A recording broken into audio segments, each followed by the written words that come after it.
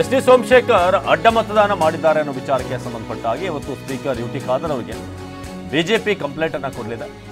ಶಾಸಕರಾದ ಸೋಮಶೇಖರ್ ಹೆಬ್ಬಾರ್ ವಿರುದ್ಧ ದೂರು ನೀಡುವಂತ ಬಿಜೆಪಿ ಶಾಸಕ ಸ್ಥಾನದಿಂದ ಎಸ್ಟಿಎಸ್ ಅನರ್ಹತೆಯನ್ನು ಕೋರಿ ಬಿಜೆಪಿ ಇವತ್ತು ದೂರು ನೀಡಲಿದೆ. ಸ್ಪೀಕರ್ಗೆ ದೂರು ನೀಡೋದಕ್ಕೆ ಬಿಜೆಪಿಗೆ 15 ದಿನಗಳ ಕಾಲಾವಕಾಶ ಇದೆ.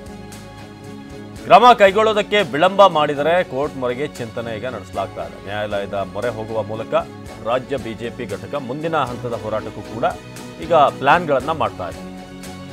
ನಿನ್ನೆ ಎಸ್.ಟಿ. ಸೋಮಶೇಖರ್ ಕಾಂಗ್ರೆಸ್ಗೆ ಮತ ಹಾಕಿದ್ರು. ಇನ್ನೊಂದು ಕಡೆ ಶಿವರಾಮ್ ಹೆಬ್ಬಾರ್ ಈ ಮತದಾನ ಪ್ರಕ್ರಿಯೆಯಲ್ಲಿ ಭಾಗವಹಿಸಲಿಲ್ಲ. ಸ್ಪೀಕರ್ ಖಾದರ್ಗೆ ದೂರು ನೀಡೋದಕ್ಕೆ ಈಗ ಬಿಜೆಪಿಯ ಘಟಕ ಪ್ಲಾನ್ ಮಾಡ್ತಾ ಇದೆ. ಒಂದು ವೇಳೆ ಸರಿಯಾದಂಥ ಕ್ರಮ ಕೈಗೊಳ್ಳದೆ ಹೋದರೆ, ಸ್ಪೀಕರ್ ಕಡೆಯಿಂದ ಕ್ರಮ ಆಗದೆ ಹೋದರೆ ಆಗ ನ್ಯಾಯಾಲಯದ ಮೊರೆ ಹೋಗಲು ಕೂಡ ರಾಜ್ಯ ಬಿಜೆಪಿ ಘಟಕ ನಿರ್ಧಾರ ಮಾಡಿದೆ.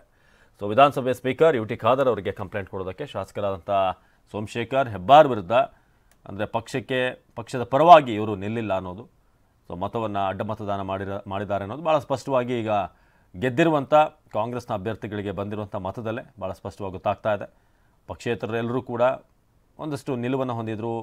ಆತ್ಮಸಾಕ್ಷ್ಯ ಮತ ಅನ್ನೋದು ನೆನ್ನೆ ಮಾತುಗಳು ಕೇಳಿಬಂದು ಸೋಮಶೇಖರ್ ಕೂಡ ಅದನ್ನೇ ಮತದಾನಕ್ಕೂ ಮುಂಚೆನೂ ಹೇಳಿದರು. ಆತ್ಮಸಾಕ್ಷಿ ಜೊತೆಗೆ ಯಾರು ಒಳ್ಳೆ ಕೆಲಸವನ್ನು ಮಾಡಿಕೊಡ್ತೀವಿ ಅನ್ನೋ ಭರವಸೆ ಕೊಟ್ಟಿದ್ದಾರೆ ಕ್ಷೇತ್ರಕ್ಕೆ, ಅಂಥವ್ರಿಗೆ ನಾನು ಮತ ಹಾಕ್ತಿದ್ದೀನಿ ಅಂತ ಎಸ್.ಟಿ. ಸೋಮಶೇಖರ್ ಹೇಳಿದರು. ವಿಧಾನಸಭೆ ಸ್ಪೀಕರ್ ಯು ಟಿ ಖಾದರ್ ಅವರಿಗೆ ಇವತ್ತು ದೂರು ಕೊಡಲಿದ್ದಾರೆ ಬಿಜೆಪಿಯವರು ಶಾಸಕರಾದಂಥ ಸೋಮಶೇಖರ್ ಮತ್ತು ಹೆಬ್ಬಾರ್ ವಿರುದ್ಧ. ಇಬ್ಬರ ಹೆಸರು ಕೂಡ ಭಾಳ ಚರ್ಚೆಯಲ್ಲಿತ್ತು. ಯಾರಿಗೆ ಅವ್ರು ಮತ ಹಾಕ್ತಾರೆ, ಬರ್ತಾರಾ ಇಲ್ವಾ ಅನ್ನೋದು. ಅದರಲ್ಲಿ ಸೋಮಶೇಖರ್ ಬಂದರು, ಆದರೆ ಶಿವರಾಮ್ ಹೆಬ್ಬಾರ್ ಈ ಒಂದು ಮತದಾನ ಪ್ರಕ್ರಿಯೆಯಲ್ಲಿ ಗೈರಾದರು. ಕ್ರಮ ಕೈಗೊಳ್ಳೋದಕ್ಕೆ ವಿಳಂಬ ಮಾಡಿದರೆ ಕೋರ್ಟ್ ಮೊರೆ ಹೋಗಿ ಕಾನೂನಾತ್ಮಕವಾಗಿ ಹೋರಾಟ ಮಾಡೋದಕ್ಕೂ ಕೂಡ ಪ್ಲಾನ್ ನಡೀತಿದೆ.